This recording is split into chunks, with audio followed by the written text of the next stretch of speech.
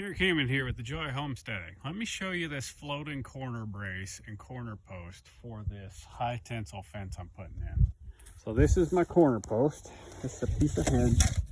It's set 4 feet in concrete, and the fence is going to pull that direction.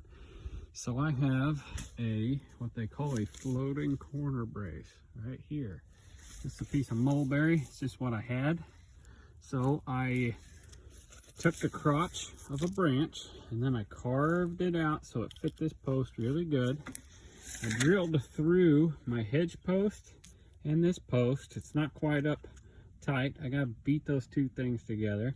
I got a piece of rebar in here. So this rebar is gonna pin this post to here. And then I took and cut the end of this post at an angle so it's flat on this stone. This is just a big paver stone. I cut the end of it with a chainsaw to put this high tensile wire in. You run your high tensile wire across the bottom to a ratchet, and then you ratchet to the bottom of your hedge post. And when you tighten this up, it is going to shove this hedge post that way very hard, and that's going to give you all the support you need to pull as much fence as you want. That sucker, these work good. It saves you having to dig 2 holes. Try this floating corner brace. Try it out. It's awesome. I'll get that ratchet tightened up and I will let you know how this works. You just put the ends of it in the holes and you bend the ends over. So there's 2 holes. The wire goes through, you just bend them over, and then it's just a ratchet. You tighten that up. I'll show you in a minute once I get all this sucked together. It's going to make a stout corner post.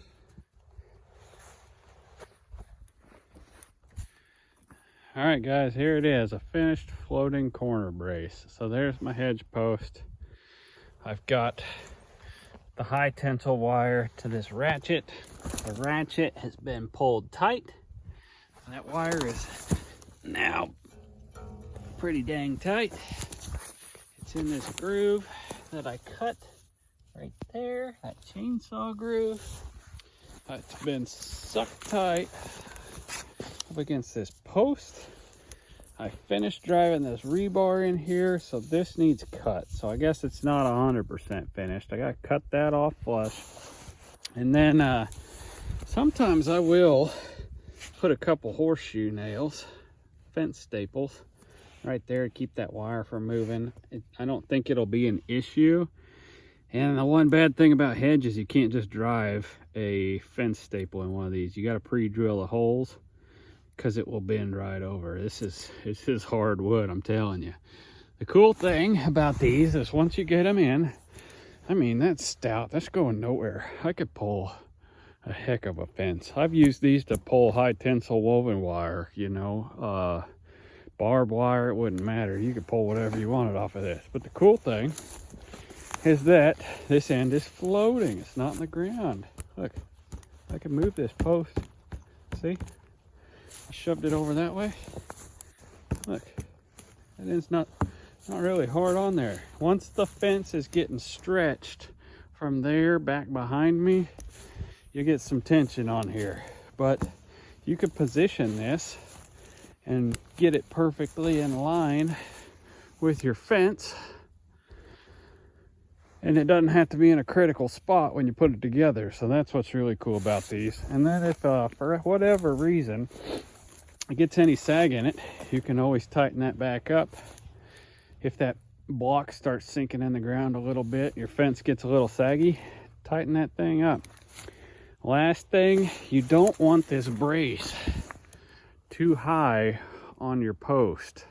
If you put that brace up here, which you'd think, oh man, if I put it up here, that's a heck of a brace. If you take this and you stick it up here and you start turning that ratchet, it will pull that post straight out of the ground.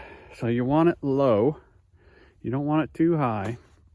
And I crank it till I get just a little bit of soil cracking right there. It's shoving that post that way. You don't want to shove it too hard, but yeah, just put a little tension on it. If you like this kind of thing, hit like, and then if you want to subscribe to the channel, we'll show you how to do all kinds of cool stuff. We're putting in this high tensile fence, and this is the modern day fence. This is where it's at. This is the cheapest fence you can build. Anyways, thanks. Bye.